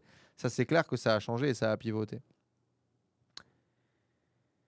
Il y a une autre citation que je vous ai mis. Attention à tes possessions, car tes possessions finissent par te posséder. Ça, c'est vraiment une phrase qui est importante. Tu vois, ton lifestyle, et ça va faire la transition vers le point d'après, ton lifestyle va changer ton identité. Et moi, typiquement, le fait d'être un entrepreneur millionnaire, le fait de faire des millions, le fait de pouvoir te balader par exemple en business class, le fait d'avoir une grosse montre au poignet, le fait d'avoir une belle bagnole, tout ça, je trouve ça génial. Et je trouve ça trop cool. Et je veux pouvoir kiffer toutes les meilleures choses du monde. Les restaurants, les chefs, les expériences, etc. Je veux kiffer tout ça. Mais faire attention parce qu'à un moment donné, tes possessions te possèdent. Par exemple, j'ai acheté cette Rolex il y a 2021, un truc comme ça. Donc j'ai ma Rolex au poignet. Et puis au bout d'un moment, avoir cette Rolex, ce qu'elle dit de toi au monde extérieur, ce qu'elle dit de toi à toi-même peut-être, c'est quoi? C'est quoi ce discours interne que tu as créé par rapport à cet objet de valeur que tu as acheté? Et si demain tu l'as plus, qu'est-ce que ça dit de toi? Quand tu la mets pas, qu'est-ce que ça dit de toi? Et si tu dois la revendre, qu'est-ce que ça dit de toi? Parce que si au bout d'un moment tu te laisses définir par tes possessions, tu te laisses définir par ce que tu projettes à l'extérieur, je pense que tu perds complètement ta liberté et tes possessions te possèdent. Et ça devient obligatoire de voyager en business class. Ça devient obligatoire d'avoir une Porsche devant la maison. Ça devient obligatoire d'avoir ce lifestyle avec ses bons restos, ces trucs, ces machins. Et au final, tu profites même plus de ce que tu as et tu es piégé par le regard des autres sur ce que tu as. Et ça, pour moi, c'était vraiment un travail important en termes de développement personnel et faire que mes possessions ne me possèdent pas. Je ne veux pas que cette maison, elle me définisse. Je veux que cette maison, demain, je puisse la vendre et investir tout cet argent, par exemple, pour pouvoir faire le tour du monde avec ma famille et kiffer la vie. Oui, c'est important pour moi d'avoir un foyer, mais je ne veux pas que cette maison, qui n'est pas le foyer, du coup, qui est l'objet matériel de la maison, je ne veux pas que cette maison me définisse. Et si demain, Enzo Honoré, il n'a plus de maison, ben, je ne suis pas moins riche, au contraire, je suis certainement même plus riche. Mais surtout intérieurement, en fait, je serai plus riche. Je veux pas que ça me définisse. Et donc, à un moment donné, je me suis vraiment imaginé, si demain j'ai besoin de vendre ma Rolex, qu'est-ce que ça ferait de moi? Si demain j'avais plus de Rolex, qu'est-ce que ça dirait de moi? Et ça peut vous paraître con, mais pour un gamin qui vient de la classe ouvrière, de la classe moyenne comme moi, avoir une Rolex, ça représentait tellement de choses que au moment où j'imaginais l'enlever, j'avais l'impression de perdre mon statut. Déjà, ça voulait dire que je perdais en fait mes business, je perdais ma capacité à gagner de l'argent, je perdais ce truc que j'avais cru en fait que représentait la Rolex, c'est-à-dire d'être riche, d'être libre et de pouvoir me permettre en fait d'avoir une montre à 10 000 € dans le placard. Et ce bel objet. Et en fait, ça a été assez dur d'imaginer ça, tu vois, vraiment. Mais hyper essentiel, je pense qu'il faut le vivre. Il faut le vivre. Parce que c'est ce qui va te rendre libre, au final, de cette Rolex, de ce qu'elle dit de toi et de ce statut que tu penses qu'elle te donne. Parce que clairement, encore une fois, au royaume des aveugles, le borgne est le roi. Et le fait, tu vois, ici, par exemple, à Punta Cana, avoir une Rolex, c'est normal. Tout le monde a une Rolex. On s'en bat les couilles, en fait. La Rolex, elle a plus vraiment d'importance. Les gens, ils regardent même plus à ça. Les gens, ils sont tellement blindés ici que, encore une fois, au royaume des riches, le millionnaire, c'est le pauvre. Donc, en fait, avoir une Rolex Datejust à 10 000 balles ici, on s'en fout, en fait. On s'en fout. Et ça a été aussi libérateur pour moi, tu vois, de vivre dans cet écosystème-là, parce que ici, je suis juste un mec parmi tant d'autres, et ce qui me définit, c'est pas forcément, même si, on va pas se mentir, hein, il y a un microcosme, il y a un écosystème, et, et, et, et toi, déjà, tu as envie d'être au niveau, et donc tu te mets une certaine forme peut-être de pression d'une façon ou d'une autre, ou tu as envie d'élever tes standards, etc. Mais comme tout le monde a, bah, tu te sens moins jugé sur le fait d'avoir, ou en tout cas, ça ne définit plus vraiment qui tu es. Et potentiellement, ça peut créer, et je pense qu'il y a les deux opposés, et tout le monde va voir les deux opposés. Ça va créer un monde beaucoup plus superficiel où tout le monde va avoir envie d'avoir et de monter et d'avoir plus et d'avoir plus et d'avoir plus et d'avoir la plus grande maison et la plus belle bagnole du quartier. J'imagine qu'il y a ça. Et puis, j'imagine aussi qu'il y a autre chose qui est de créer du coup des relations beaucoup plus profondes. Parce qu'à partir du moment où on a tous de la thune, bah, on s'en fout, ça devient plus le sujet. Et donc, du coup, le vrai sujet devient, bah, ok, c'est quoi tes passions? Comment est-ce que toi tu veux vivre? C'est quoi tes valeurs qui sont vraiment importantes pour toi? Et qu'est-ce qui te touche vraiment et qu'est-ce qui est vraiment important pour toi? Et j'ai plutôt tendance à vouloir vivre dans la deuxième case, tu vois. Même si, encore une fois, je veux kiffer avec une belle 911 et vivre ce moment de fou dans lequel je vais accélérer avec mon père, mon frère, mon fils à l'arrière et bouh, on va être scotché dans le siège, tu vois. Je veux vivre ces moments-là. Ces moments qui coûtent peut-être 150 ou 200 000 balles. Quoi qu'on pourrait la louer, tu vois. Mais en tout cas, l'acheter, la posséder, ça coûterait ce prix-là. Et je veux vivre ça, parce que c'est cool, parce que c'est disponible, donc pourquoi pas le faire. Mais Je veux pas que ça me définisse, je veux pas que ça me possède. Je veux pouvoir posséder des possessions matérielles sans qu'elles me mettent dans une case, sans qu'elles me limitent, sans qu'elles définissent mon identité. Et c'est un chemin, je pense, vraiment. Voilà.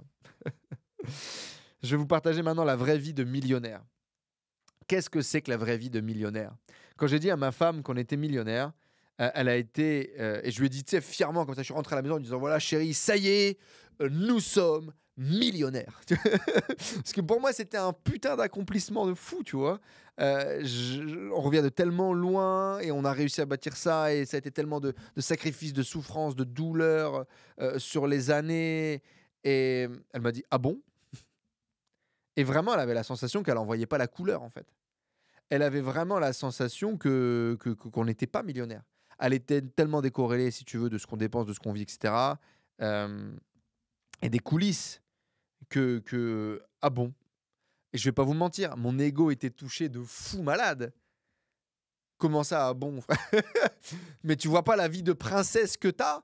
Tu te rends pas compte de la maison dans laquelle tu vis? Tu te rends pas compte des vacances que tu prends? Tu te rends pas compte du lifestyle que tu as au quotidien?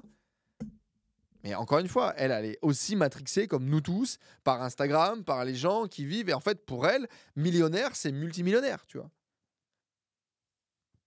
Parce que quand tu dépenses en fait 200 000 € par an, bah, mécaniquement, j'espère pour toi que tu es millionnaire frère, sinon tu es très con. Tu vois ce que je veux dire? Sinon tu sais pas gérer tes revenus et d'ailleurs, tu vois certainement que par rapport à mon train de vie, on dépense trop, tu vois? Peut-être dépenser, heu heu heu, 150 000 € par an, c'est trop par rapport à ce qu'on gagnait. Et que j'aurais pu dépenser un peu moins, investir beaucoup plus pour pérenniser, et faire grossir notre patrimoine beaucoup plus important. Parce que encore une fois, ça sert à rien, de mettre une bagnole à 150 000 €, devant une baraque à 50 000, tu vois? C'est complètement con. Enfin, chacun en tout cas met son argent où il veut et chacun voit midi à sa porte, mais moi, dans ma conception des choses, ça n'a aucun sens. Et mettre une voiture à 150 000 €, devant une maison, par exemple, à 1 million mais sur lequel tu as 500 000 € de crédit, c'est complètement con, tu vois? Mais ça, c'est moi, c'est mes règles, c'est ce que moi je me suis défini et donc c'est pour ça que j'ai, 2 Hyundai et que j'en suis très fier et très content et que c'est génial parce que ces Hyundai, c'est le prix de ma liberté, de ma sérénité et de ma tranquillité et il y a pas longtemps, j'ai récupéré un gros bag de cash et bien sûr que j'ai pensé à m'acheter une belle Porsche et kiffer, machin, et cetera. Mais ce qui était beaucoup plus important pour moi, c'était la sérénité, la tranquillité de savoir que ma maison était payée. Donc j'ai instantanément, boum, envoyé cet argent sur mon crédit pour avoir la tranquillité de savoir que cette maison, j'allais la payer peut-être alors pas en moins d'un an, parce que du coup, j'y arriverai pas, mais peut-être en 2 ans. Payer une maison à plus de 600 000 balles en 2 ans, trop cool, super achievement pour moi. Plus que d'avoir une Porsche garée devant la maison. Et donc ouais, tu vois, la réaction de ma femme, je pense qu'elle en dit long du coup, sur à quel point parfois le monde peut être matrixé, mais aussi sur au final la réalité de la vie que tu peux avoir. Parce qu'aujourd'hui, bah, je dois faire attention en fait. Je dois faire attention au niveau de dépenses qu'on a, je dois continuer à calculer, je dois continuer à investir de manière, rigoureuse et de manière, tous les mois, tu vois, de manière stable et je dois être smart. Tu vois, je dois être smart parce qu'on dépense à peu près 10 000 € par mois, 150 000 € par an avec les dépenses, avec les extras, et cetera. Et que bah, cet argent-là, il faut le gagner. Donc, il faut continuer à être performant d'un point de vue business et entrepreneuriat. Et deux, ça part vite. Et en fait, si tu fais des week-ends en jet privé ou sur des yachts, bah, tu peux pas, en fait. Tu peux pas. Tu peux pas être millionnaire, avoir un business. En fait, tu pourrais, si tu avais un business qui crachait en cash flow mensuel, 50, 60, 80 ou 100 000 € par mois de marge, que tu étais tout seul, ah oui, tu pourrais. Mais dans ce cas-là, autant investir plus et faire grossir ton patrimoine. Quand tu es au niveau de millionnaire tout juste, bah, tu peux pas en fait. En gagnant 300, 400 000 par an, tu peux pas. Il faut que tu investisses et que tu sois smart.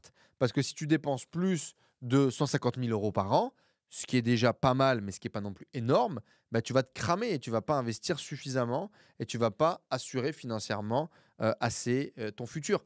Encore une fois, c'est mon choix. Tu pourrais choisir de tout brûler tous les mois et vivre comme un malade. Mais ça serait, selon moi, pas une décision smart. Et donc, voilà, donc ça peut paraître beaucoup d'argent, 10 000 € par mois, et en même temps, je peux vous garantir que ça part vite. Et qu'à 10 000 € par mois, bah, tu vis pas comme un malade.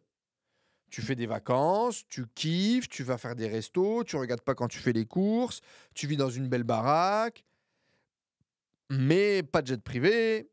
Les yachts, on va le faire avec les copains, on va diviser à plusieurs. Tu vois ce que je veux dire? Tu vas calculer en fait.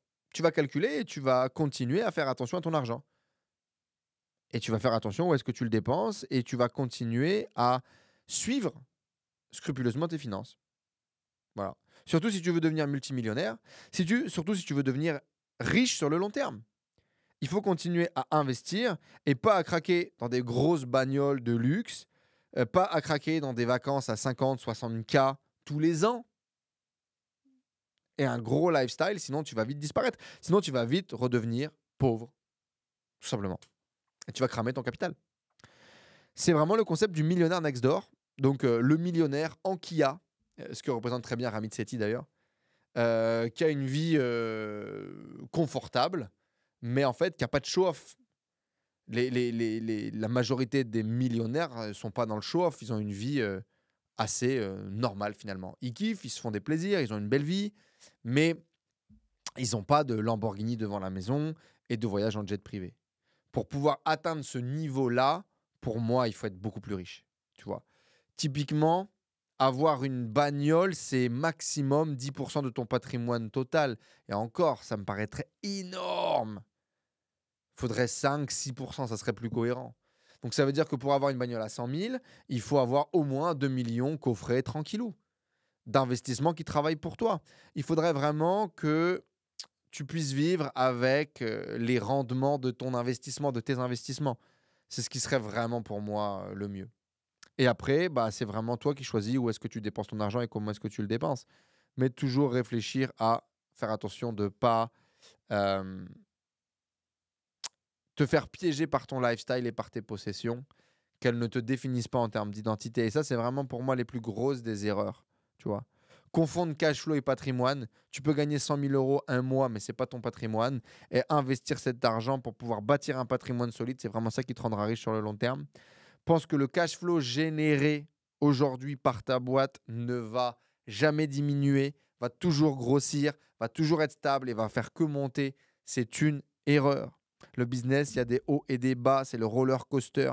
Aujourd'hui, tu peux gagner beaucoup de marge et demain, tu en feras peut-être beaucoup moins. Je te souhaite d'en faire plus. Je te souhaite de gagner plus d'argent et d'être en croissance toute ta vie. Mais ce n'est pas le cas en fait. La vie, ce n'est pas une croissance toute ta vie. Et donc, à un moment donné, même si ça peut te paraître fou, humilité.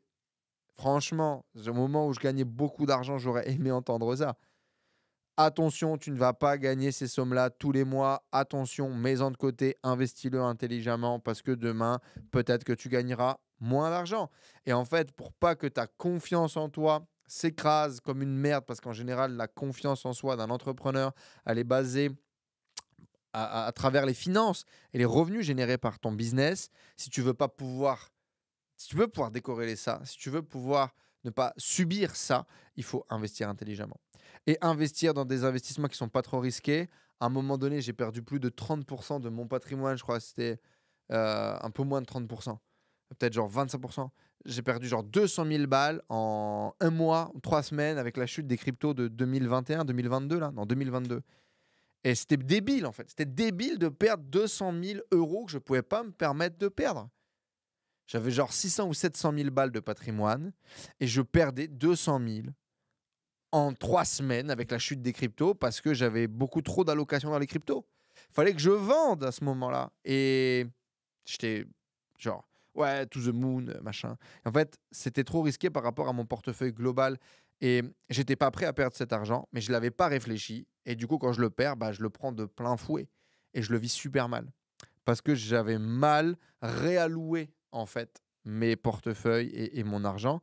Et donc, en fait, le fait de faire des placements et des investissements trop risqués, bah, parfois, tu prends le risque de perdre de l'argent que tu n'es pas prêt à perdre.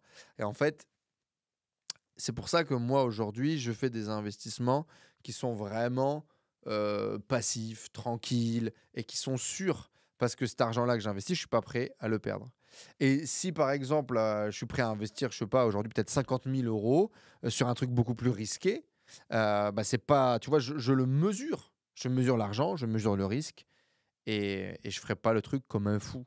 Et c'est pour ça d'ailleurs que j'ai vendu une grosse partie de mes cryptos et qu'aujourd'hui les cryptos, ça représente moins de 10% de mon patrimoine parce que je suis pas prêt à ce que ça représente plus. Parce que perdre plus, ça serait pour moi une erreur dans la gestion de mon portefeuille et de mon patrimoine personnel. Voilà. Du coup, je prends aussi le risque de moins gagner, mécaniquement. Ça fait partie du jeu. Bref, les amis, cet épisode, il était un petit peu plus long, mais j'espère vraiment qu'il vous a donné des clés, des ressentis concrets sur des trucs que j'ai pu vivre et vous aider en fait à grandir sur ce chemin de l'argent, de comprendre que gagner des millions, c'est bien, être ambitieux, c'est bien, euh, et que l'argent, c'est vraiment génial. Et qu'en gagnant de l'argent, on apprend aussi à s'en détacher. Et allez-y, voilà, faites votre chemin, faites vos erreurs et apprenez. Mais si vous pouvez vraiment retenir des choses de ce podcast, c'est ça, c'est sachez c'est quoi votre objectif financier, pourquoi est-ce que vous voulez gagner cet argent et qu'est-ce que vous allez faire avec, combien est-ce que vous avez besoin pour pouvoir vivre une bonne vie selon vous, quelles sont vos ambitions, vos objectifs avec l'argent et de faire attention sur le chemin à pouvoir décorréler, votre liberté intérieure, deux, votre identité et qui est-ce que vous êtes, de l'argent que vous gagnez ou de ce que représente l'argent. Ne vous faites pas posséder par vos possessions, ne vous faites pas définir par l'argent que vous avez ou que vous n'avez pas. Ok? Vraiment important. Et créer un impact dans le monde pour toi, pour ta famille, pour tes clients, en te focalisant en fait là-dessus, sur le fait de créer un impact positif. Plus l'impact il est grand, plus l'impact que tu veux il va être grand, plus les millions viendront à toi. Tu vois, c'est vraiment aujourd'hui quelque chose que je crois profondément. Et que tu n'as pas besoin de te sacrifier, tu n'as pas besoin de te tuer à la tâche, tu n'as pas besoin de devenir une mauvaise personne pour pouvoir gagner de l'argent. Ça, c'est aussi quelque chose que je croyais, tu vois. Je pensais qu'à un moment donné, il fallait se prostituer pour gagner de l'argent. Et tu n'as pas besoin de te prostituer pour gagner de l'argent, pour faire des millions. En te mettant sur ton chemin, en cherchant à avoir un impact positif le plus grand possible, tu généreras des millions. C'est ton chemin. Ok? L'argent ne fait que amplifier la personne que tu es déjà et la personne que tu étais avant. L'argent, ça ne te fait pas devenir une mauvaise personne. Si tu étais une mauvaise personne, avec des millions, tu seras juste un enculé.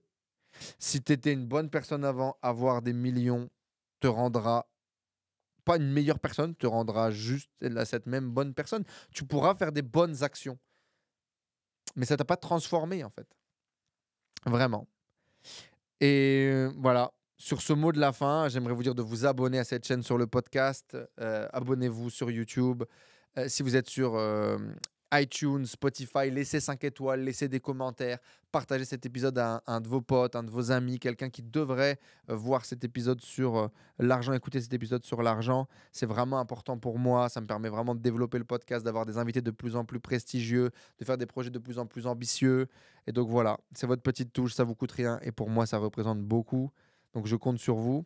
Dimanche sur le podcast, on va retrouver un épisode avec Sylvain Perronnet, qui est du coup un docteur en intelligence artificielle, quelqu'un qui a créé un outil SEO qui est fou, qu'on utilise au quotidien, et qui aujourd'hui bâtit un moteur de recherche pour concurrencer Google en utilisant l'IA.